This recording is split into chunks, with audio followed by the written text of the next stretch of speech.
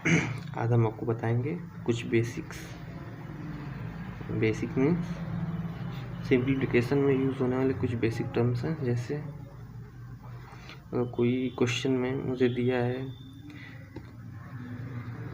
जैसे मान लो 5 के पावर 4 इंटू 5 के पावर 9, तो हम इसको 5 का पावर 4 थोड़ी ना निकालेंगे, या फिर 5 के पावर 9 नहीं निकाल पाएंगे, क्योंकि बहुत ज़्यादा लंबा जाएगा और मेरा क्वेश्चन उतना ही लॉन्ग जाएगा और गलत भी हो जाएगा। इसके लिए एक रूल होता है, जैसे ऐसे होता है, अगर क्वेश्चन में ऐसा दिया गया है तो हम यहाँ पे अगर बेस सेम है, यहाँ 5 भी यहाँ भी 5 भी, अगर मल्टीप्लिकेशन मान लो m के पावर नहीं ऐसे x के पावर m इंटू x के पावर n है, तो x जो होगा बेस उसको सेम लिख देंगे और जो ऊपर होगा पावर उसको ऐड कर देंगे m प्लस n। ठीक, जैसे इस क्वेश्चन में है 5 दोनों का बेस सेम है। ठीक है, इसमें हम पावर नहीं देखेंगे, पावर कुछ भी रहे, बस बेस देखना है। अगर मल्टीप्लाई में बेस सेम है तो जो पावर रहेगा उसको ऐड कर देंगे। यहाँ बेस सेम है 5 तो यहाँ 5 लिख देंगे, और बेस कितना है 4 है और 9 है, दोनों को ऐड कर देंगे 13 आ जाएगा।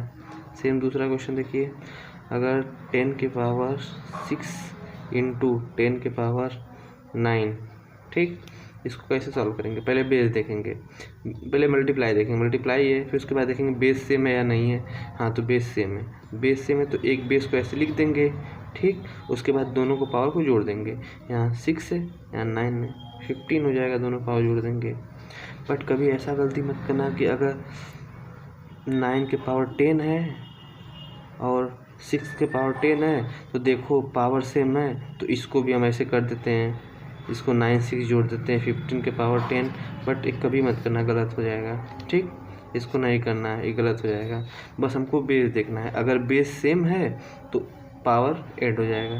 ठीक, इसको सिंपल फॉर्मूला के जैसे याद कर लो, अगर दोनों का बेस सेम है, पावर कुछ भी रहे, पावर को जोड़ देंगे, बेस को ऐसे लिख देंगे। ठीक, और सेम ऐसे डिवीज़न में होता है। डिवीज़न में मेरे क्या होता है, जैसे तुमको दिया है x के पावर m डिवाइड x के पावर n, इसमें हम लोग सिंपली उसमें क्या कर देते हैं, हम लोग पावर को जोड़ देते थे। इसमें हम लोग को पावर को माइनस कर देना है, और माइनस करने पर क्या हो जाएगा, x के पावर m माइनस n। ठीक, क्वेश्चन को देख के समझते हैं। जैसे मेरा दिया है क्वेश्चन में, एग्जाम्पल लेते हैं, 5 के पावर 9 डिवाइड बाई 5 के पावर 6। इसमें क्या करेंगे, बेस तो हमको सेम ऐसे लिखना है, बचा पावर में से हम इसमें से घटा देंगे, 9 minus 6 is equal to 3। Simple question हो गया था। उसके बाद दूसरा एग्जांपल देखता हूँ, अगर मान लो तुमको दिया है 10 के पावर 16 डिवाइड बाई 10 के पावर 10, तो इसमें हम बेस सेम है, डिवाइड बीच में डिवाइड रहेगा तो माइनस करेंगे, मल्टीप्लाई रहेगा तो ऐड करेंगे। ठीक है, तो यहाँ बेस को लिख देंगे ऐसे सेम। उसके बाद 16 है 10 है, इसमें से घटा देंगे, कितना हो जाएगा, 6 आ जाएगा।